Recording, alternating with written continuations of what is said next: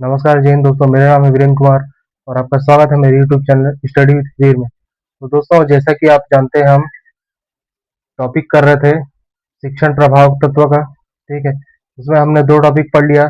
आज हम तीसरा टॉपिक पढ़ेंगे जो है संस्थागत सुविधाएं। ठीक है, इंस्टीट्यूशनल फैसिलिटीज। ठीक है दोस्तों, संस्थागत सुविधाएं होता क्या है ये जान लेते हैं पहले।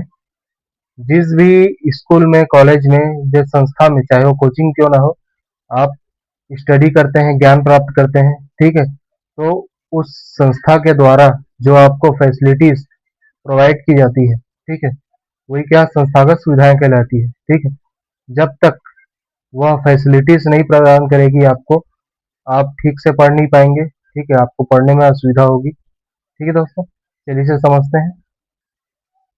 देखिए, संस्थागत सुविधाओं को हम चार प्रकार से देखते हैं। ठीक है, चार पैमानों में बांटते हैं इसे हम।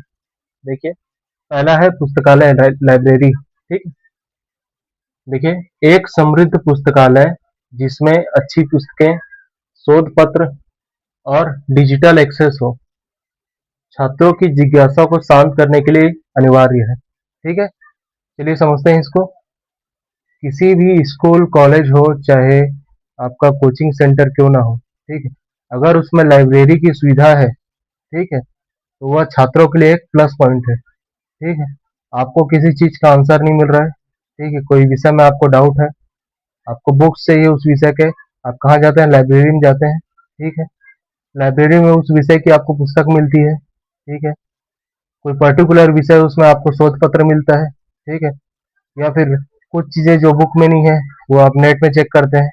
ठीक है, वही क्या है? डिजिटल एक्सेस, शोध पत्र। ठीक है, ये सब किस काम आते हैं? ठीक है, किसी भी छात्र को, ठीक है, किसी भी विषय में कोई जिज्ञासा हो, ठीक है, तो जो भी डाउट हो उसको सॉल्व करने के लिए क्या है? पुस्तकालय बहुत जरूरी है। ठीक है, वही सब बताया गया है। दूसरा देखते हैं हम प्रयोगशालाएं। ठीक है, विज्ञान या तकनीक के विषयों में करके सीखने, ठीक है, लर्निंग बाय डूइंग, ठीक है, के लिए सुसज्जित प्रयोगशालाएं क्या है? जरूरी है। ठीक है, देखिए, प्रयोगशालाएं में हम जो भी प्रयोग करते हैं, ठीक है, चाहे वो केमिस्ट्री का हो, चाहे बायो का हो, ठीक है, जो भी हम प्रयोग करते हैं, अगर मैं उसे थ्योरेटिकल समझाऊं, ठीक है, ब्लैक बोर्ड में समझाऊं, तो क्या आप समझ पाएंगे? नहीं समझ पाएंगे। जब तक उस चीज को आप खुद से नहीं करेंगे, आप नहीं समझ सकते। ठीक है, आपने ट्वेल्थ में, इलेवेंथ में प्रिज्म का प्रैक्टिकल किया होगा। ठीक है, त्रिकोण प्रिज्म रहता है, ठीक है, उसमें अल्पिन आप करते हैं, उसका प्रतिबिंब देखते हैं। ठीक है, केमिस्ट्री में आप जो भी पदार्थ है उसको आपस में मिलाकर लिक्विड को, ठीक है, उसको अगर मैं मुंह से बोल के समझाऊंगा या ब्लैक बोर्ड से समझाऊंगा तो आप नहीं समझ सकते। उसके लिए क्या है? प्रयोगशालाएं जरूरी है। ठीक है, वही से बताया गया है। देखिए, करके सीखना, लर्निंग बाय डूइंग। ठीक है, वही मैं बता रहा हूँ। थ्योरेटिकल में समझाऊंगा तो आप नहीं समझ पाओगे। जब तक आप खुद से उस प्रयोग को नहीं करोगे, आप उस चीज को नहीं समझ सकते। ठीक है दोस्तों, ठीक है, पहला लाइब्रेरी, दूसरा प्रयोगशाला, और तीसरा देखते हैं कक्षा के लिए कक्ष की व्यवस्था। ठीक है, बैठने की उचित व्यवस्था, वेंटिलेशन, प्रकाश और पर्याप्त स्थान होना चाहिए ताकि छात्र लंबे समय तक पढ़ाई पर ध्यान केंद्रित कर सके। ठीक है, कक्षा के लिए कक्ष की व्यवस्था, आपने देखा होगा कई बार आप किसी स्कूल में जाते हैं, ठीक है, वहाँ रूम छोटे होते हैं, स्टूडेंट बहुत ज्यादा होते हैं। ठीक है, हौच पौच हो जाता है एकदम। ठीक है, कोई किसी के ऊपर बैठा है, कोई किसी को धक्का दे रहा है, उससे क्या है? पढ़ाई डिस्टर्ब होता है। वो इसमें कहा गया है कि जो भी आप कक्षा जिसकी आप पढ़ाई कर रहे हैं उसके लिए एक पर्याप्त कक्ष होना चाहिए। ठीक है, उसमें पर्याप्त प्रकाश की व्यवस्था होनी चाहिए ताकि छात्रों को जो पढ़ रहे हैं, जो लिख रहे हैं, वो अच्छे से दिखाई दे। ठीक है, वेंटिलेशन होना चाहिए ताकि छात्रों को किसी भी प्रकार की सांस लेने में दिक्कत ना हो। ठीक है, वह आराम से बैठ सके। ठीक है, तो कक्षा के लिए कक्ष की व्यवस्था, समझ गए इसको। अब चौथा और लास्ट देखते हैं प्रशासनिक ढांचा। समझते हैं इसको। संस्था का प्रबंधन, शिक्षकों के लिए कार्यालय, ठीक है, आयोजित करना और छात्रों को अतिरिक्त गतिविधियां, ठीक है, उपलब्ध बनाना शिक्षकों को समृद्ध बनाता है। ठीक है,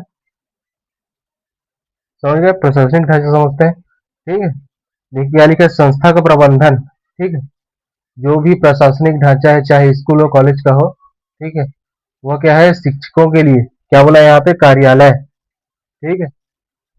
और छात्रों को अतिरिक्त गतिविधियां, को करिकुलम एक्टिविटीज, ठीक है, सिर्फ पढ़ाई नहीं, ठीक है, पढ़ाई के अलावा जिसको स्पोर्ट्स में रुचि है, ठीक है, जिसको कला में रुचि है, डांस हो गया, सिंगिंग हो गया, ठीक है, अगर उसके लिए या स्कूल या कॉलेज परफेक्ट प्लेटफॉर्म किसी स्टूडेंट को प्रदान करता है, ठीक है, तो वह स्टूडेंट आगे चलकर अपना और स्कूल का, अपने पेरेंट्स का और बाकी जगह का नाम क्या कर सकता है, रोशन कर सकता है, ठीक है। वो इसमें कहा गया है प्रशासनिक ढांचा। देखिए, संस्थागत सुविधाओं को हम 4 पैमानों में यहाँ पे बाँटे हैं, ठीक है, पुस्तकालय, प्रयोगशालाएँ, कक्षा के लिए कक्ष व्यवस्था और प्रशासनिक ढांचा। ये क्या है, संस्थागत सुविधाएँ हैं, ठीक है। यह किसके अंतर्गत आता है, शिक्षण प्रभावक तत्व के अंतर्गत आता है। ये हमने शिक्षण प्रभावक तत्व के अंदर तीसरा टॉपिक पढ़ा। अब अगली क्लास में हम शिक्षण प्रभावक तत्व के चौथे टॉपिक के बारे में पढ़ेंगे, ठीक है। इस क्लास से जो भी रिलेटेड जो भी डाउट होगा आप कमेंट सेक्शन में लिख सकते हैं। धन्यवाद। जय हिंद।